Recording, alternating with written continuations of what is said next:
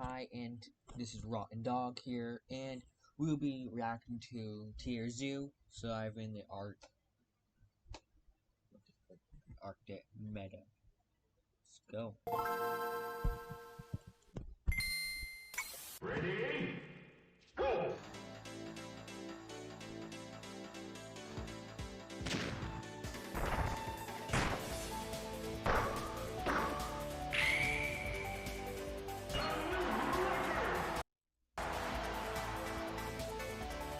While servers like Australia and the Amazon can seem tough, what makes them difficult is the competition there.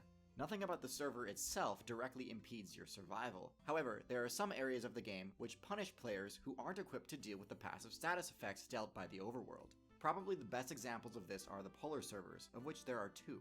I'll save Antarctica for another time. Today, we're looking at the players surviving the brutally cold and icy Arctic server. What makes this server so tough is that for a large portion of the time, the cold atmosphere constantly drains stamina and HP. You'll need two things to not have the server drain your life to zero here. The first thing you need is some sort of armor that has cold resistance. Whether that comes in the form of thick fur, down feathers, or blubber, without cold resistance you'll see your stamina and HP crash hard. The second thing you'll need to do is make sure you spec into the endotherm class. This allows you to recover the most stamina by eating.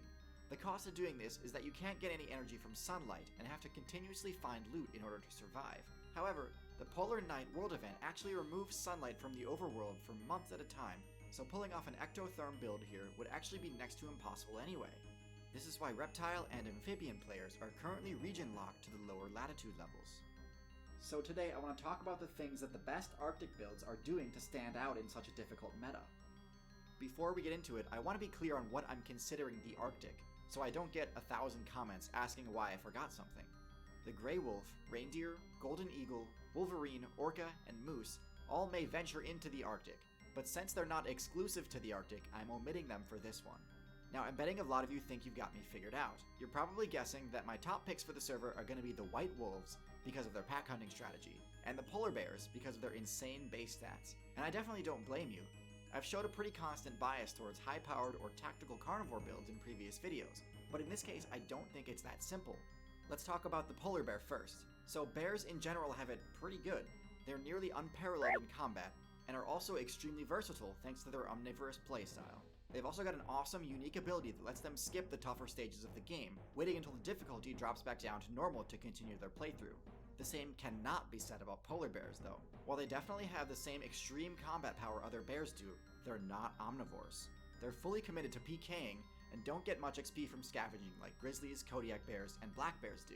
In addition, they also don't get to skip the polar night like other bears can, meaning they're stuck hunting during one of the most difficult world events on one of the most difficult servers in the game. Furthermore, even though they do have crazy high base stats, they don't have any broken special abilities that make them top tier. Their stealth is harshly reduced because of the lack of cover, and also their extremely pungent smell. This means polar bears must constantly outplay their opponents, either by setting traps, or somehow sneaking up on targets in spite of their abysmal stealth. In desperate times, it can mean picking really unfavorable fights. Now, as for wolves in the Arctic meta, they're in kind of a weird place. They tend to hunt in smaller packs, either duos or trios. Why they choose to do this instead of forming bigger clans is beyond me. I'm not a wolf main. This is a problem because wolves really only have two options. I think I know why they don't make big packs as they normally do, as the Grey Wolf does.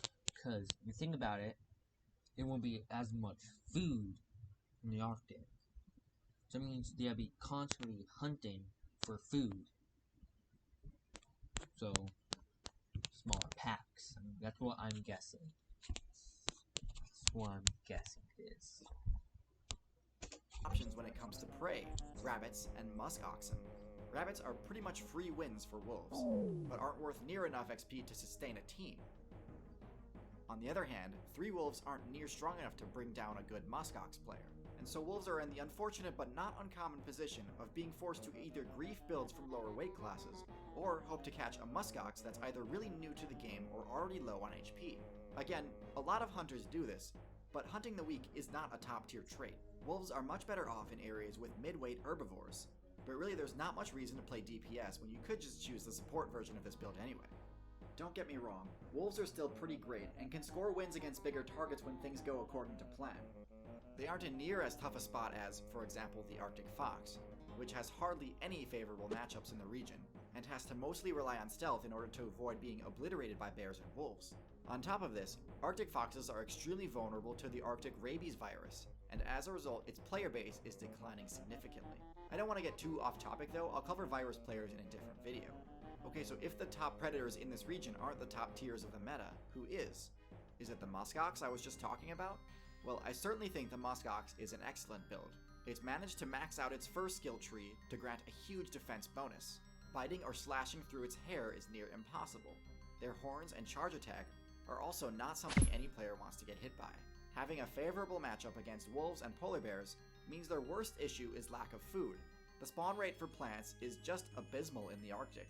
Trees are completely absent there, and sometimes the best loot you can find is only moss or lichen. If you like tanks but don't like starving, I think your best option is to switch to a marine tank. There's much better loot available on the seafloor, like clams, seaweed, and fish. One of the top examples is the narwhal. The narwhal excels at being able to find said loot because of their echolocation. This is believed to be amplified by their ridiculous tusk, which can also be used to stun smaller prey.